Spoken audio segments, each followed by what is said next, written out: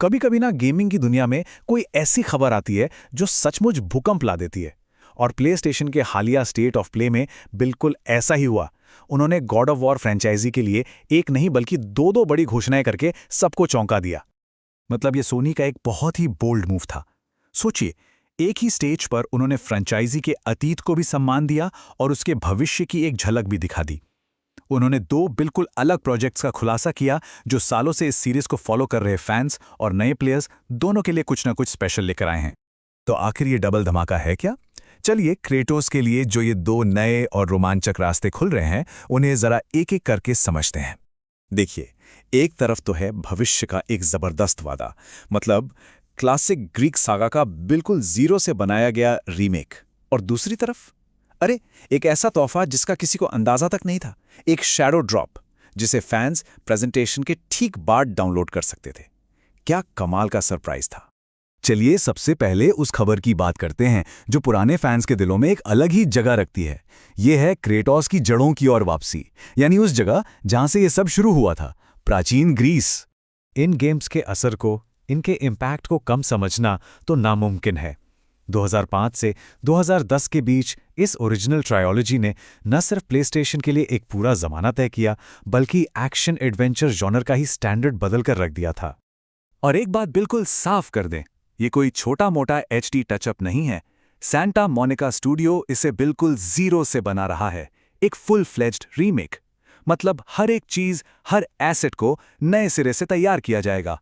ये पुराने HD collection से कहीं कहीं ज्यादा बड़ा काम है।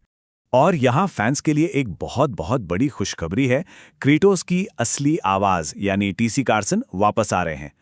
हालांकि हाँ, हमें अपनी उम्मीदों को थोड़ा कंट्रोल में रखना होगा, क्योंकि ये प्रोजेक्ट अभी बहुत ही शुरुआती स्टेज में है।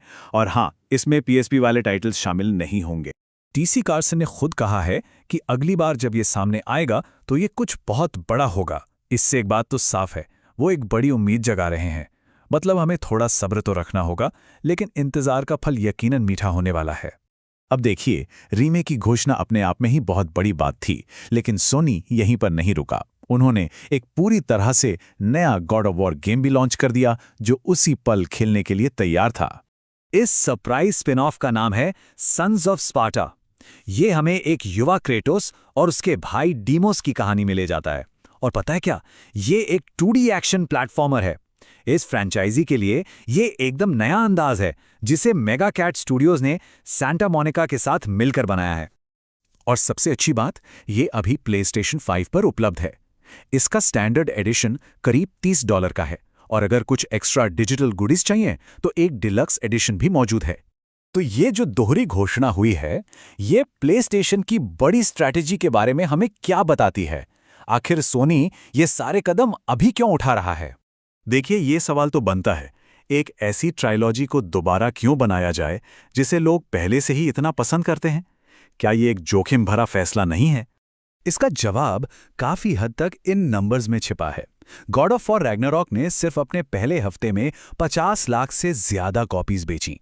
मतलब साफ है, गॉड ऑफ वॉर के लिए लोगों की दीवानगी आज भी जबरदस्त है। लेकिन ये सिर्फ पैसे की बात नहीं है, ये उन नए प्लेयर्स को जोड़ने के बारे में भी है जिन्होंने शायद नॉर्स सागा से ही खेलना शुरू किया है। और हाँ, ये फ्रेंचाइजी की 20वीं सालगिरह को मनाने का भी एक शानदार तरीका है। कुल मिलाकर ये एक स्मार्ट बिजनेस मूव है जो ब्रांड के लिए भी बहुत अच्छा है। पर जानते हैं, इतने बड़े रीमेक की घोषणा अपने साथ सिर्फ जवाब ही नहीं लाती, बल्कि बहुत सारे नए सवाल भी खड़े कर देती है। डेवलपमेंट टीम के सामने सबसे बड़ी चुनौती यही है, आखिर किसी लेजेंड को मॉडर्न कैसे बनाया जाए बिना वो जादू खोए जिसने उसे पहली बार में इतना खास बनाया था। याद है, ओरिजिनल गेम्स में फिक्स्ड कैमरा एंगल और क्विक टाइम इवेंट्स जैसी चीजें हुआ करती थीं। सवाल यह है कि क्या वो आज के प्लेयर्स को पसंद आएंगी या फिर उन्हें नए बेहतर मैकेनिक्स के लिए जगह बनानी होगी। और फिर कुछ विवादास्पद कंटेंट का भी मामला है। ओरिजिनल ट्रिलॉजी में कुछ ऐसे पल थे जो शायद आज के समय में उतने सही ना लगें। डेवलपर्स को ओरिजिनल गेम के टोन को बनाए रखने और उसे आज के दर्शकों के लिए सही बनाने के बीच एक बहुत ही नाजुक संतुलन साधना होगा। तो आखिर में सवाल इसी पर आके रुकता है, क्या बदलेगा और क्या वैसा का वैसा ही रहेगा? ये एक ऐसा सवाल है जिस पर आने वाले सालों में फैंस के बीच जबरदस्त बहस होने वाली है। ये रीमेक प्रोजेक्ट बहुत बड़ा है, इसमें कोई शक नहीं, लेकिन ये हमें सोचने पर मजबूर करता है कि क्या ये गॉड ऑफ वॉर के अतीत का अंत है या फिर ये किसी और भी बड़े भविष्य की शुरुआत है। क्रेटोस का असली भविष्य क्या होने वाला है, इसका जवाब तो शायद सिर्फ वक्त ही दे पाएगा।